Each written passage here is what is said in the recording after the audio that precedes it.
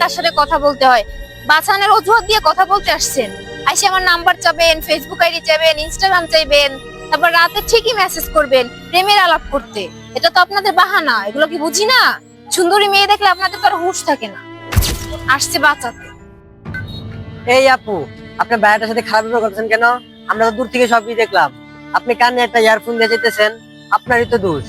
ভাইয়া তো ঠিকই বলছে।